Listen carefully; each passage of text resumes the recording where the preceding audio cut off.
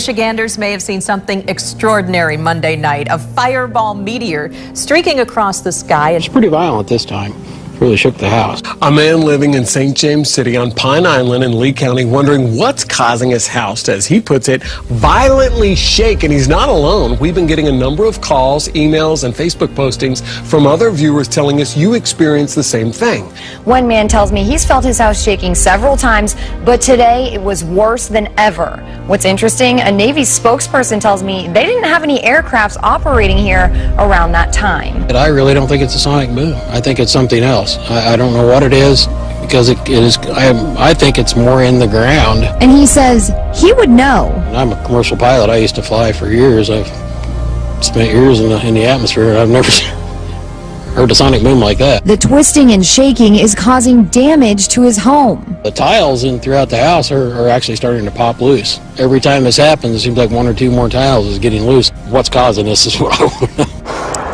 It's kind of weird. It really is, though, to see that many at one time, fall from the sky. Not one or two, but nearly 40 starlings were found laying dead on this street. It was really unusual. An unusual occurrence and a disturbing sight for both people who live and work around this neighborhood, as well as the responders who saw these birds.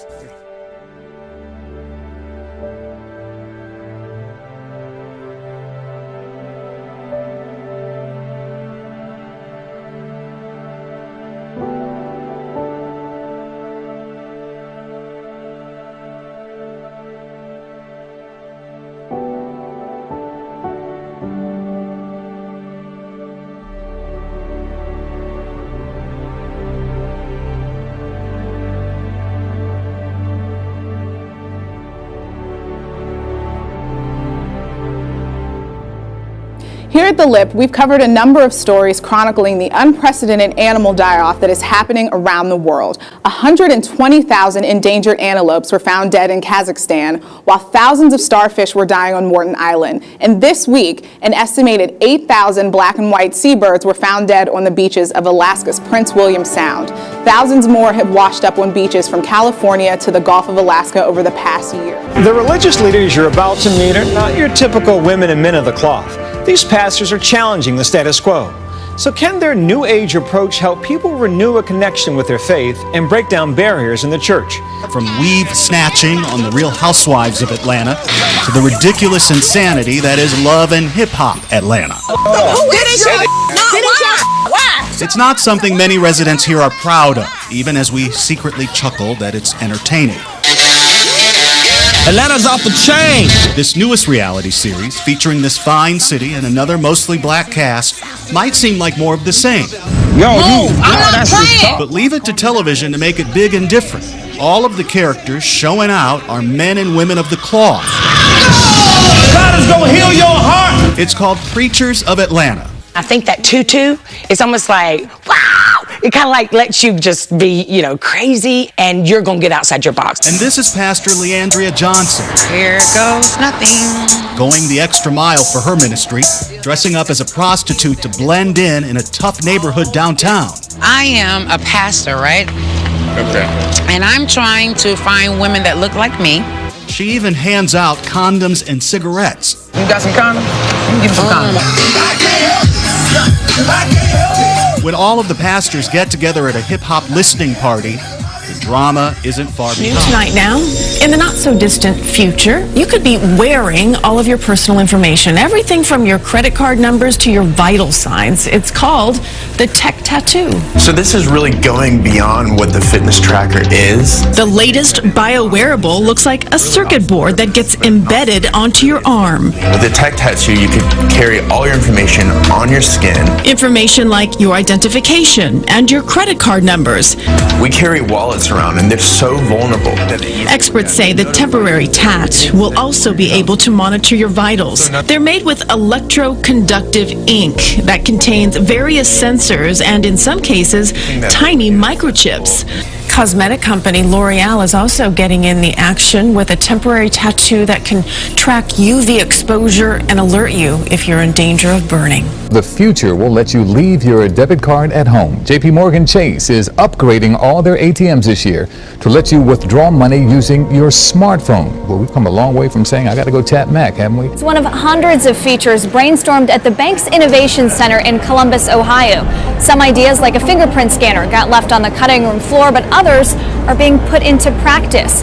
They want to be able to bank where they want, when they want, and how they want. And this machine is allowing us the flexibility to do so. It's not just Chase customers. Bank of America is making its machines mobile friendly, and Citigroup's ATMs may soon scan your iris for identification. The upgrades over the years have made the machines more popular among customers than visiting a teller. Entering the country at Kennedy Airport will now have their faces scanned. All right, Fox 5's Jody Goldberg is live at JFK to show us how that new security technology works. Jody. Terry, Steve, it's all in an effort to make air travel safer. This was first tested at Washington Dulles International Airport, and today's the first day the system is online at JFK. It's another tool to make sure U.S. Customs and Border Protection is keeping its citizens safe. Right now, there are 18 machines spread throughout 3 terminals at JFK. Officials say at least 500 people a day chosen randomly will be screened. And now the goal is to have facial comparison at all 5 international terminals here at the airport.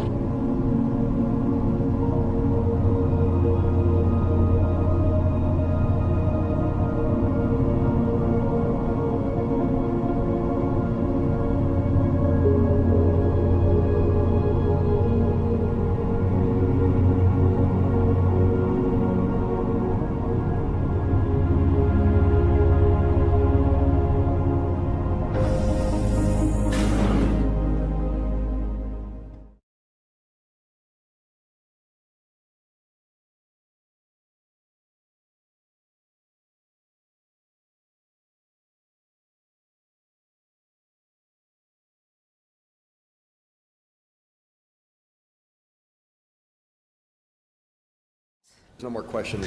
Dealing with the devil, passion, tears, and hours of debate later, Satanists will not be leading the city council prayer in Phoenix, nor will anyone else going forward. We have live team coverage on this polarizing decision. No more prayer at Phoenix City Council meetings. It's been replaced with a moment of silence after a Tucson-based satanic group requested to read the invocation. Now the group will get the chance to speak in Tucson. After 3 hours of emotional debate and discussion last night, the Phoenix Council decided to do away with prayers altogether. They created the problem here. I just have to say, well, Ed, I'm not done talking. I'm sorry, Ed. I'm not done talking, and when I'm done talking, you can interrupt me. Frankly, it's the most despicable thing that I have ever witnessed in my service to the city. They changed a tradition that's been established for over 40 or 50 years at the city of Phoenix overnight and done behind closed doors. A shocking development out of Britain where the government is now letting scientists conduct gene editing experiments on human embryos. With me is Paul Serhal, the medical director of the Centre for Reproductive and Genetic Health here in London. And Paul, what do you make of this announcement that this kind of experimentation will be allowed? Well, I think it's very good news. Gene editing works like a cut and paste technique. It scans DNA, finds a faulty gene, then cuts it and replaces it with a healthy copy. Some British doctors call the approved research unnecessary. It's being justified on the basis that it will help prevent miscarriages and stop IVF failures. But the genes that these scientists plan to look at, there's no evidence to show that any of them have anything to do with causing IVF failure or miscarriage in the first place. University of Notre Dame professor Carter Sneed says gene editing destroys living embryos. What we're confronted with this morning is a very basic kind of injustice. The same injustice that we see in abortion. We're killing newly conceived human beings for the sake of speculative scientific research. Critics also say gene editing could lead to designer babies, where parents seek taller, stronger, and smarter children. If we do look further down the road and this works, it's successful in the laboratory, we may understand more about fertilization, but what could it mean for some inherited diseases? Well, I think the potential of such technology is that if you were able to edit the DNA in order to avoid the transmission of certain genetic diseases. It's all very good news.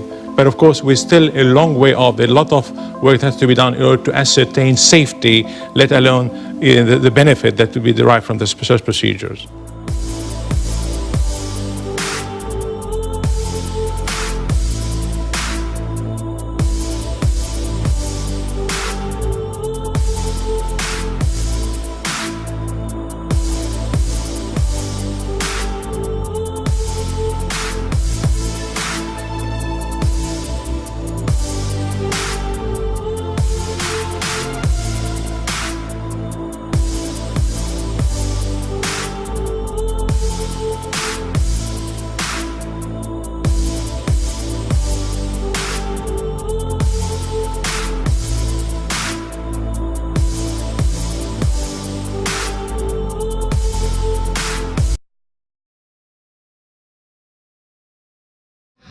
Très proche de celle de Val Thorens, ce qui aurait pu enduire avec de l'erreur.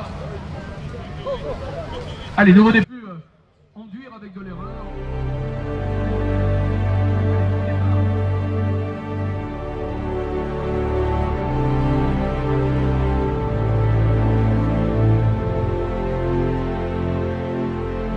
More and more people are paying with cards rather than cash these days. In fact, some countries in Europe are already on track to becoming completely cashless societies. Well, there has been precious little water in southern and eastern Africa where El Nino is scorching the earth. The third most powerful earthquake in Oklahoma's recorded history jolted the northern part of the state this weekend. The ground keeps shaking in Oklahoma and more violently. This year already 140 quakes. An earthquake rocks Inyo County, sending shockwaves through Bakersfield. And tonight, geologists are explaining why an earthquake 3 hours away was felt right here in town. Now to a developing story. Bad news for our local beaches. They're being washed away at an alarming rate. Oceanside not the only city dealing with this. We'll show you 6 other troubled beaches coming up tonight at 7. New wrinkle in the issue of the high cost of higher education, and for one Texas man, his student loans landed him in jail.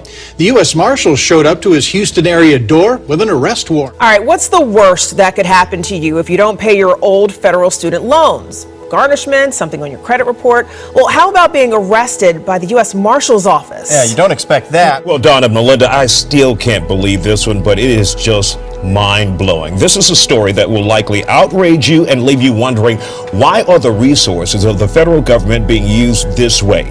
Joining me live is Paul Aker. He had a student loan debt from 1987. The loan was $1,500. Last Thursday, 7 people in combat gear with automatic weapons showed up at his home and took him to jail for a 29-year-old student loan. Those people were U.S. Marshals, Deputy U.S. Marshals right here in Houston. New tonight, some pet owners in New Jersey are fighting back after being told their condo association wants their pets to undergo testing. CBS 2's Jessica Schneider has more now on what could amount to mandatory dog DNA testing. Barbara Mintz treasures her 2 Puggle pups. Oh, no, let's not fight. So she was alarmed when she got a letter from her condo association proposing mandatory DNA tests for them and the rest of the dogs at Eagle Ridge in West Orange, New Jersey. It took so long for me to become a homeowner. I would think I would have some kinds of freedoms around here. The condo board wants dog owners to provide a DNA sample. It just seemed to me a little extreme. People here say they're not sure why the board wants to do DNA testing on their dogs. But lawyers say condo associations are free to mandate DNA testing, and it's happening all around the country. From CCTV to GPS tracking, surveillance is all around us, but now we're being watched more than ever in the workplace. New technology allows bosses to tell whether workers are at their desk, what they say, even how they're saying it, and it's completely legal. The sensors are completely anonymous as they monitor the presence of people at each desk. If an employee accepts it, says, look, okay, I'm prepared to work in an organisation that puts me through this sort of ordeal, then they've got no rights. They have literally signed up for it and given away a right to privacy. Say cheese when you board a DART train this summer. The transit agency is adding cameras and controversial new technology will follow. Brooke Rogers live in Dallas for us tonight with a timeline on all of this. Brooke. Well, Kaylee, you may not realize it, but all DART bus stations, buses do have cameras. You can see there's one right above me. It's taking my picture as I speak. But having them on trains will be new, and not everyone is on board. I mean, I think using technology to keep people safe is a good idea. You know, it's just I'm not sure about the privacy thing, though. Facial recognition software. What is that information being harvested for? And where's that information going? A growing tech trend takes personal computing to its highest level. It's gone from hands-on to hands-in. More people are biohacking their own bodies with implanted computer chips that can perform a wide range of tasks. The limits, it's a limitless technology. There's tons of things we can do with it, and we're really just getting started. And Garrett Fry is getting first-hand experience on just what the future may hold. Garrett Fry's implant is very simple. Like he said, it's not much more complicated than the identification implant that you would put in your dog or your cat. But they're getting more and more complex, recording body functions for long periods of time. Some of them functioning as compasses that you can get your directions, see them lighted up through your skin. The technology is just starting to take off, and more people are embracing it or ingesting it. Biohacking has sparked moral and ethical discussions, and in computing circles, it has raised security questions.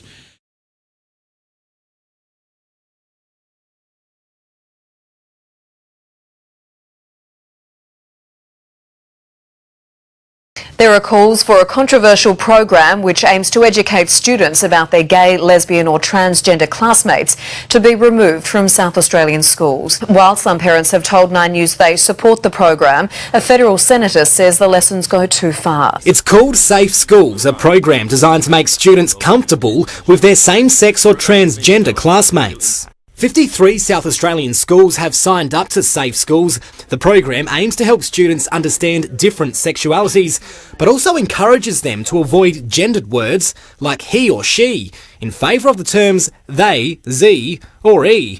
The program has already created controversy in Victoria, where it's being made compulsory. People are only more open-minded, so I think we've got to start with the little ones.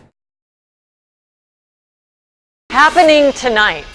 Passionate pleas over bathroom privacy. Ariel Westler is live in Carmel Mountain Ranch tonight. And Ariel, this case could be precedent-setting. Morality is a key issue for some on the other side. People have been attacked or looked at. There are always sick-minded people that take advantage of this kind of system. A system still very much up for debate nationwide, and a decision that could set a precedent for other districts throughout the country. New at 5, Seattle Parks and Recreation is facing a first-of-a-kind challenge to gender bathroom rules. A man undressed in a women's locker room last week, citing a new state rule that allows people to choose a bathroom based on gender identity. Women alerted staff who told the man to leave, but he said, "The law has changed and I have a right to be here."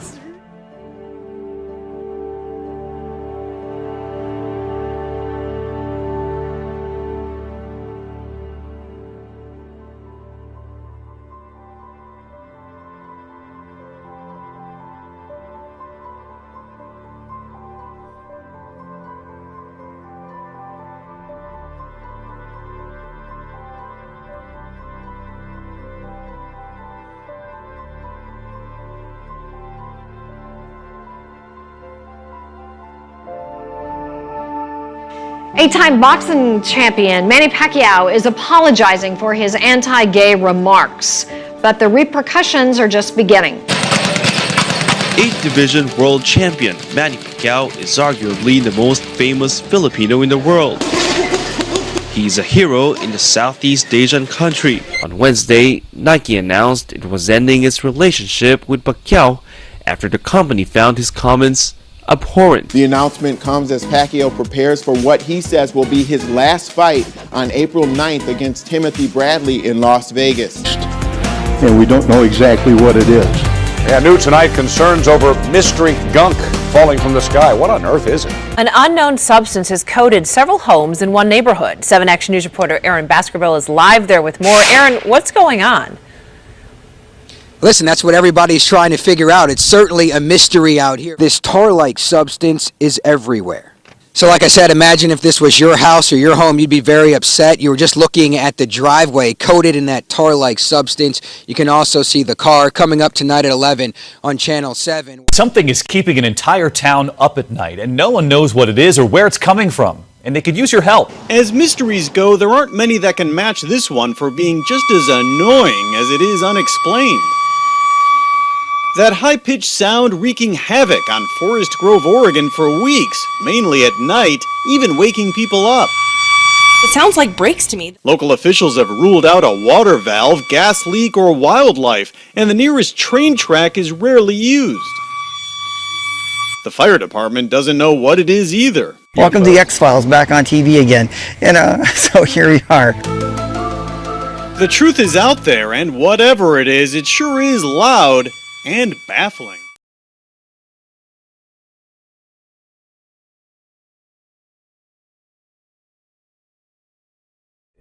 Said, Officer Ohm, you don't understand that because of what you done. He said, I checked myself back into mental health. I was able to get regulated with my medication. I reconciled my relationship with my brother and my sister. He's no longer living on the street. He had moved back in with his brother or his sister. And he told me, he said, it's because of what you done that night, you stopping me. He said, to save my life.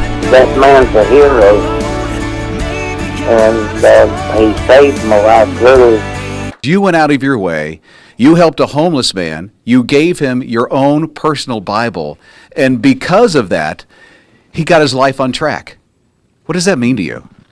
It's the most tangible thing I've ever experienced with being a witness and being obedient to God. So it's awesome. Look me right in the eye.